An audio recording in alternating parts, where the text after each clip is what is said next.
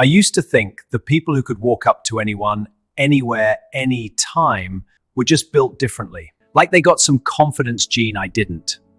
Like they never felt that stomach drop, that internal voice that says, wait, not yet. Maybe tomorrow. Me sitting on the sidelines watching someone else talk to the person I wanted to talk to. I told myself it was just personality, just who I was. That was the most expensive lie I ever believed. Because the research doesn't say confidence is something you have. It says confidence is something you do. And approaching someone you like isn't a talent. It's a skill with specific learnable steps that the human brain responds to every single time. Here's what actually works. Trick 1. Warm the interaction before it starts. Here's something I never thought about until I read the research behind it. Cold approaches fail more often than warm ones. Not because of what you say, but because of how jarring it feels to the other person's brain to go from 0 to full social engagement with a stranger in 1 second flat. Psychologists call this social priming, and the principle is simple. A small, low-stakes interaction before the real one changes everything. Make brief eye contact and smile before you approach. Acknowledge them in a small way first. Let their brain register you as a safe presence before you say a single meaningful word. Doing this turned approaches from interruptions into continuations, because by the time I actually walked over, I wasn't a stranger anymore. I was already someone they'd noticed. And that one tiny difference changes the entire emotional climate of the first 30 seconds. Trick 2, name your nervousness out loud. This one sounds backwards. I know, myself. I spent years trying to hide every trace of anxiety before an approach. Act cool, look unbothered, give nothing away. And it made everything worse because the effort of hiding it consumed the mental bandwidth I needed to actually be present in the conversation. There's a psychological principle called anxiety reappraisal. And what research from Harvard shows is that naming what you're feeling, actually saying it out loud, reduces its physiological grip almost immediately. Something like, I'll be honest, I almost talked myself out of coming over here. Does something remarkable. It disarms the situation. It makes you instantly human. It makes them feel chosen rather than targeted. And people who make other people feel chosen become immediately, almost irrationally attractive every single time. Trick 3. Lead with curiosity, not impression.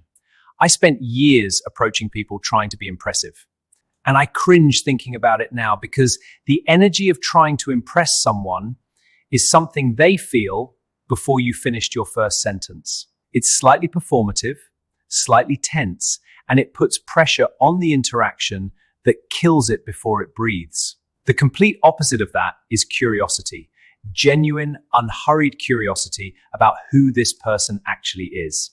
Psychologists have found that people who ask questions from a place of real interest, not to feel silenced, not to seem engaged, but because they actually want to know, are consistently rated as more attractive and more intelligent than people who lead with statements about themselves.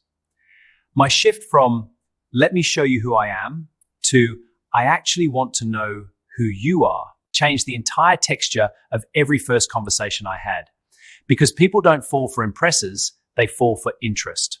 Trick 4, use their name once. Simple, underused, almost unfairly effective. Studies in social psychology consistently show that hearing your own name activates a deeply personal response in the brain, one that signals recognition, safety, and connection. It's one of the most powerful sounds in any language to the person it belongs to. So once you get their name, use it once naturally, not repeatedly, which crosses into uncomfortable territory fast, just once woven into something real. That's actually a great point, name. That single moment creates a level of a personal connection that most people never manufacture in an entire first conversation. Final truth.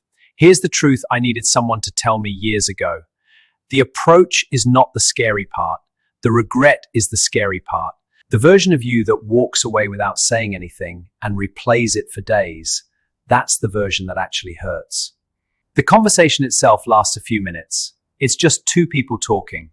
And the worst realistic outcome is a polite exchange that goes nowhere.